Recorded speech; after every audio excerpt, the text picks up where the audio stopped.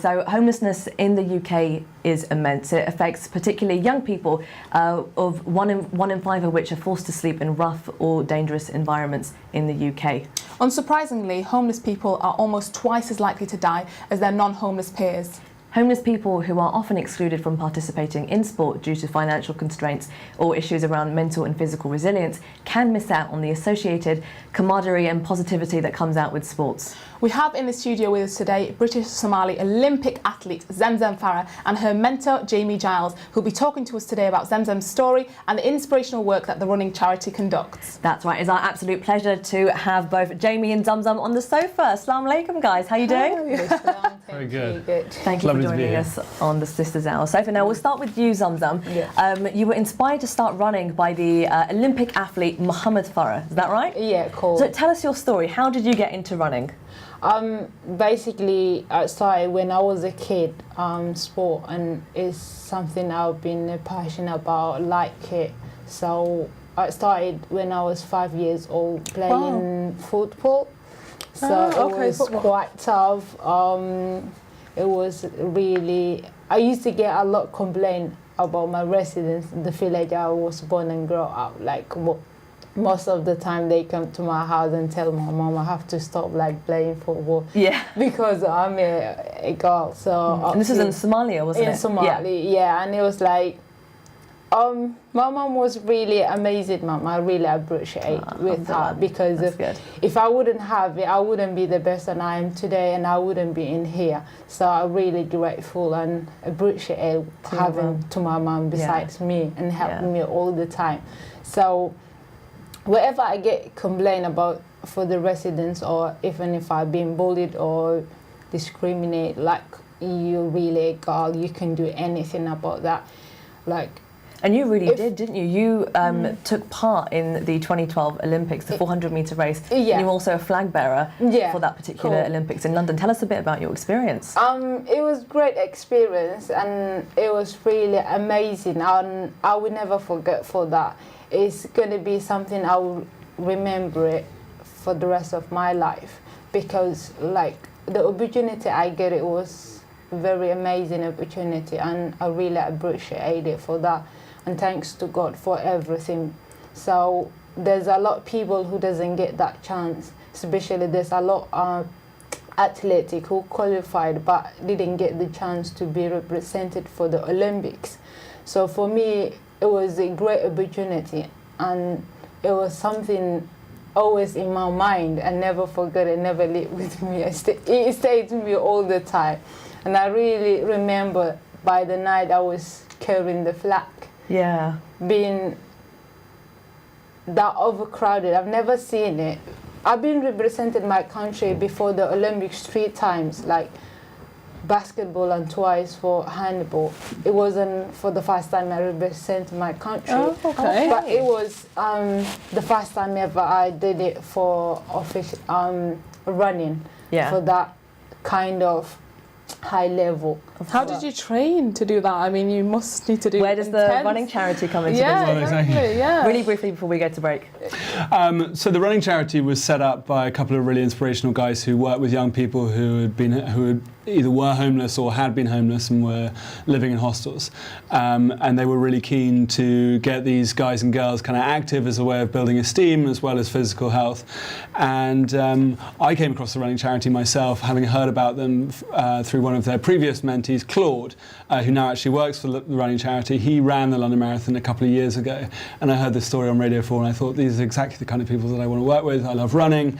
I try and do some voluntary work where I can. And you're now Zamzam's mentor. And now I'm Zamzam's mentor, which has been one of the great pleasures of my life to work with Zamzam. I mean, she's an incredible young woman, and you know, I've played a very small part in her journey, but every time I see her, she's always got a smile on her face, and she's a great inspiration to be around. You know, on a wet February morning, the last thing you want to do is go running. But when you see Zamzam's smiling face at the tube station, you have beautiful dimples, my friend. honestly, don't they look so nice?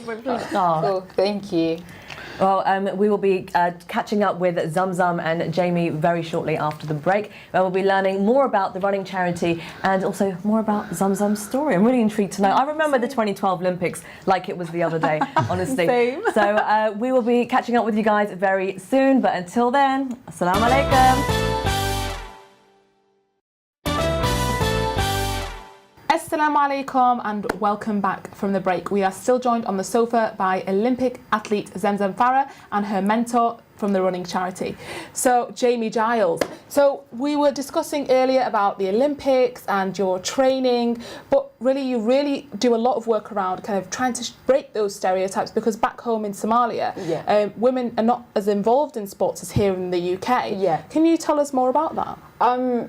Really, that's difficult when it comes for sport, especially for women. Like most of the people, they didn't believe it, that women can do sport.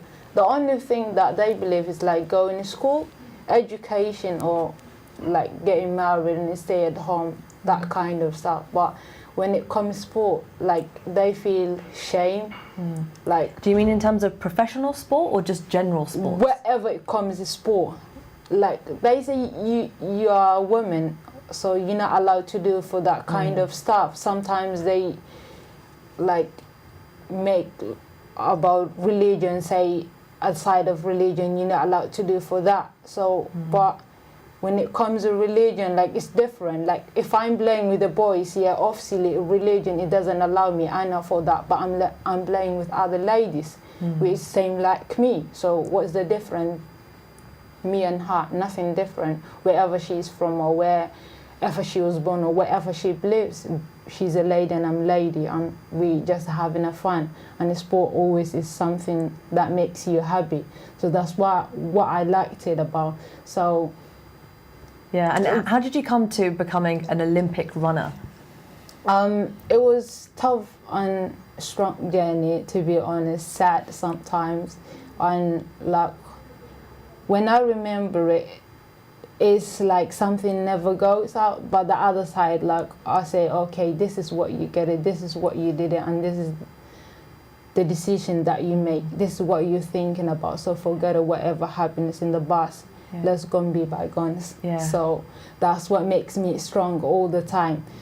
And starting the journey that I came in the Olympics was, I was in a sport lady, starting football in a younger age. Then when I came 17, I started playing basketball, which makes me more harder than I was before, because they said, oh, she started another thing, this is bad thing. So then after I said, okay, this is what I feel happy, this is what I wanted to do, so it doesn't bother me anymore, whatever they say, unless someone is coming and killing you or just taking you out and putting you in a jail.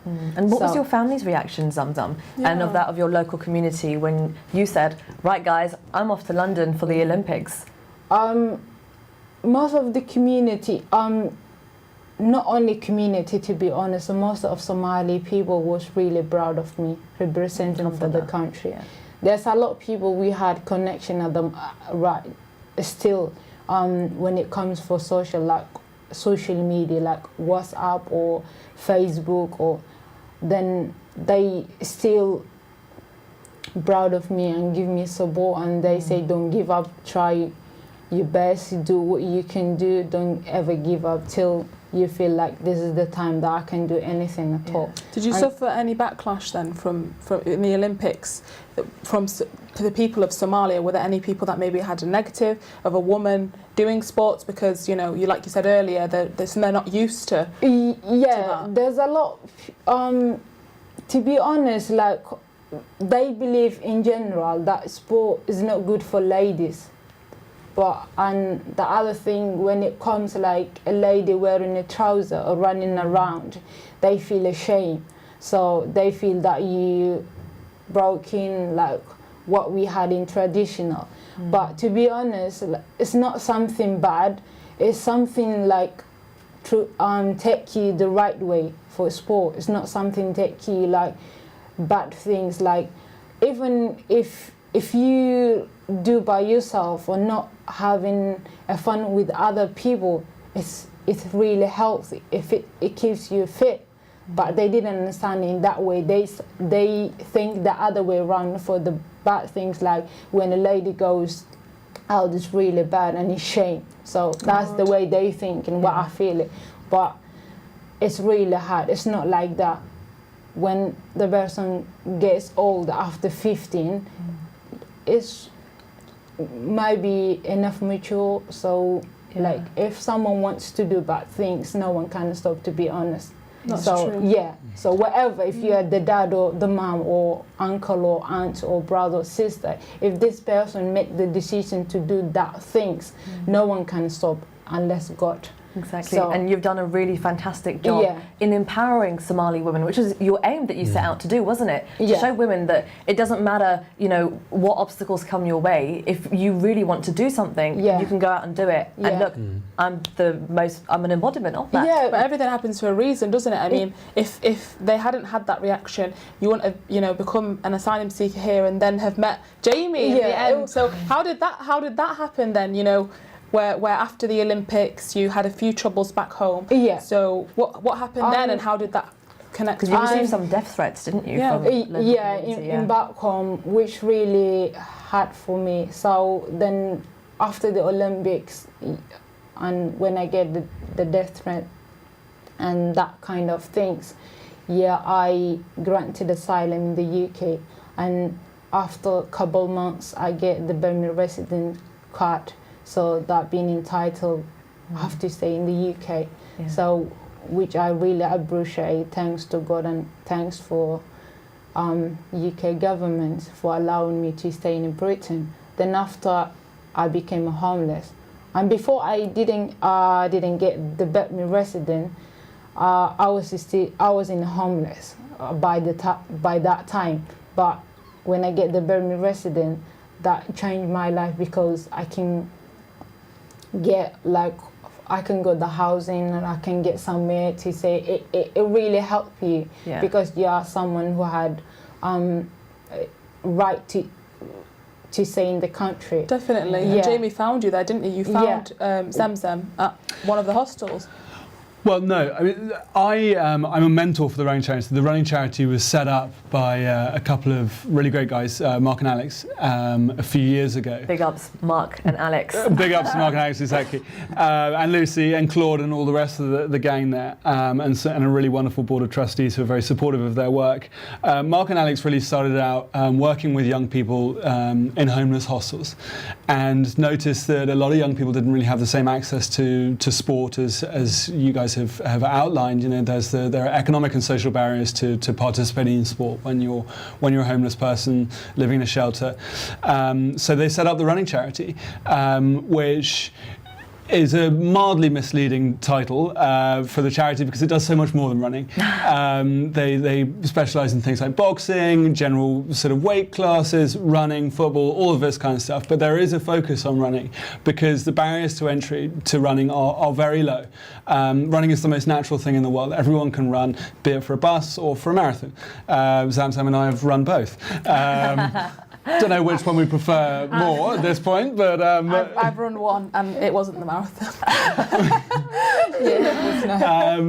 So no, the running charity really helped young people getting back into sport as a means of building physical fitness, as well as emotional and mental esteem. Fantastic work that you guys do. And in terms of your mentorship with Zamzam, how does that work? Yeah, okay. So I came across the running charity a couple of years ago, having heard their story on BBC Radio 4, the competition, sorry, and they told the story of Claude, who now works for the running charity, and how he. What was the competition? The competition. It was, sorry, I speak far too quickly and slur my words. It wasn't a competition. It was a segment on Radio 4 talking about how Claude, who is now one of the running charity's employees, had been homeless, and he had come through the Running Charities program, in which you are given training and kit and support and all of this kind of stuff, and had graduated. And he was interviewed on the morning of the London Marathon a couple of years ago, as he was about to head down to Greenwich with all the other thousands of people. And I thought, what an amazing organisation, combining a sport that I love with helping young people who haven't had the same opportunities that I have had. And I emailed them right away. I think I emailed Mark that morning and was like, hello, look, you don't know me, but I'm a really keen runner. I know you. Yeah, I know you, exactly. And I'd love to volunteer my time and my energy in any way I can in helping you guys. So in terms of your relationship with Zamzam? So in terms of my relationship with Zamzam, Mark and Alex came back to me and said, actually we're starting this new program, a mentoring program. So the previous volunteers would work with people like Claude, delivering sessions to large groups, which Zamzam participated in. I think Zamzam was a very promising boxer at one point, weren't you? Good at everything, isn't she? She's literally so multi-talented. Every time I see her, she tells me she's doing Somali women, you don't mess with them. I know, yeah. Absolutely not. I mean, so Mark and Alex said, look, we're starting this one-on-one mentoring scheme in which volunteers such as yourself will work with one particular client of the running charity, and you'll help them towards a significant goal. Would you be interested? And I said, absolutely, I would. Well, that's great, because we'd love to introduce you to this amazing young lady called Zamzam, who's actually run 400 metres in the Olympics. And I mean, I ran 400 metres at school, and I thought I was okay-ish, and then was being told that I was going to be mentoring an Olympian. I sort of suddenly thought, I'm well out of my depth. But the wonderful thing with working with Zamzam is that she's so motivated herself, so keen and enthusiastic, and doesn't really require any kind of chivvying along at all. As I said at the top, I'm a very small part of her journey. But so no, Zamzam and I worked together on a one-to-one basis, getting her ready for the London Marathon. Oh gosh, what we'll do? We'll talk more about this later on. Yeah. But right now, guys, we're just going to go for a quick break, and inshallah we'll see you soon. Assalamu alaikum.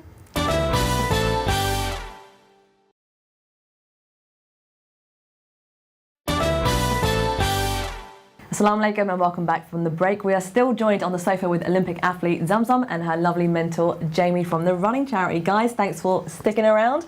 Now, as we mentioned earlier on, you took part in the 2012 Olympics. But what we didn't mention was that you were fasting while you did that. Zamzam, how on earth did you do that? It was Ramadan, So basically, we came earlier the Ramadan in Britain, then the opening ceremony and opening for the games came during the Ramadan. So, and it was like a bit exciting for the Ramadan, and the other way around is for exciting for the running. So it was kind of hard for me at the beginning, because of like the time you fast in here is 18 long hours. While we doing back home 12 hours. So did you come and think, it's only going to be 12 hours, so it's fine? I was expecting 12 hours. Like when it come, like it was 6, and I was like, guys, when we gonna break the fast? And I was like saying, oh no, it's like 9 and few minutes. I was like, oh my God. Then later it was but like, even then, still it was running for 12 hours, anticipating for that is half the day. How do you train without water? Are you not dehydrated, or do you feel hungry? Basically, what helped me a lot was we came before the Ramadan. So like we came nearly, I think, 20 days before the Ramadan. So I get like enough time to get trained and like even see the weather, because at the beginning the weather was really hard for me. I couldn't able to run. I was like saying I need something like I need a jacket. It was a summer by the time I came, but I was feeling like it was a very hot cold as well, from what I remember. I was like not even cold. I was freezing. I was like, oh my God, I can't go out. Like you were cold? Yeah, cold, I know. And it was a summer. Yeah, Oh I remember the first time You know, in Westfield, Stratford, yeah, there's the John Lewis shop. Yeah, I've been at the front there. We trying to meet Somali people there, and I was like very cold. And I say, guys, if you didn't pick me a jacket right now, I'm going straight back to where I'm from. I never back come to out. Somalia, yeah, guys. I never come out. And there was like, everyone was laughing at me. Then finally... Is she still cold when you're out running now? Yeah. Is that why you've got your red Sometimes. jacket on? Yeah. He's got a t-shirt on. Yeah, it's good, yeah. So finally they gave me a jacket and I was like, yeah, now I said I can go wherever I wanted. And it was like, and everyone was wearing like a face shorts. Like I was like, oh my God, how did they live in this weather? And I was like, oh, then after the training, I was like, okay, then I came like normal now, but not still. I feel a cold because of where I born, where I grow up, the weather, how it was like. It's nearly 5 years, but still I feel the same at the beginning of this. The day I came in the country. I know. I honestly, can't run even in like the winter. Never mind. Yeah, So what about you? I'm literally exactly the same. Yeah. Like the work that you guys do is it's commendable because what you do is you have to outwork yourself and you always have to challenge yourself. Tell me, Jamie, in the work that you do with the running charity, I mean, you must meet some quite vulnerable people in your position. How do you deal with the different emotions that come with your role? I think, as Henrietta was saying, what you need to do is you need to develop a series of techniques which is really which could broadly be encapsulated as learning to be empathetic towards people and sympathetic as well, and learning to understand that, you know, we all have very different experiences and different outlooks on life, but fundamentally we are human beings, and there are certain common threads that can connect us all, one of which is running. And I think that's one of the wonderful things about running, is the fact that it is, as I said, one of the most natural things in the world to do, and you can form bonds with people who you may not necessarily feel an immediate connection with, or they may be fearful of reaching out and forming those kind of social connections around a mutual activity such as moving. Definitely. I mean, you told us earlier that you have been put as a mentor for Zamzam. So what is the goal that you're working towards then? Well, I mean, I think we have an ongoing goal. So when I first became Zamzam's mentor, we wanted to get her ready for the London Marathon 2017, which I'm pleased to say she achieved. She did incredibly well on the day. Congratulations. What was your time, Zamzam? I did it 5:50. 5:50. So Zamzam was on her feet for a long time, and the thing is, she's a sprinter by pedigree. So flew out of the gate and was doing incredibly well, weren't you, Zamzam? And then slowed up a little bit towards the end. But so did you fly past everyone then? Were people like, oh God, pro here? Yeah. Oh, absolutely. I mean, looking at her times, I was like, wow, she's absolutely motoring along. No, I think the most important thing for me from the outset was to make sure that it was an enjoyable process. Yeah. I didn't want Zamzam to be waking up on a cold and wet Tuesday morning in February and think, oh God, I've got to go and see Jamie and get thrown around this track or go for an endless run through the rain.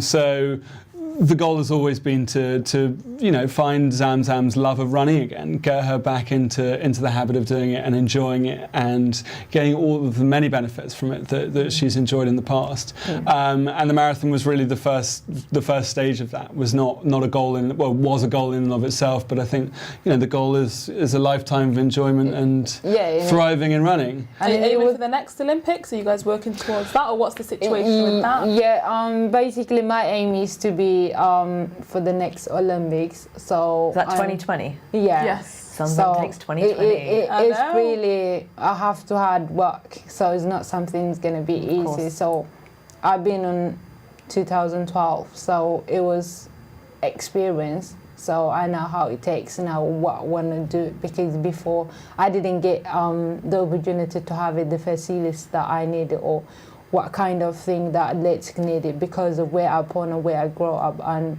there's a war in the country, there's no support from the government or for the other people as well. So this is where I can change my life, where I can prove that this is what ladies can do it. And will you be representing Britain in the next one, or Somalia?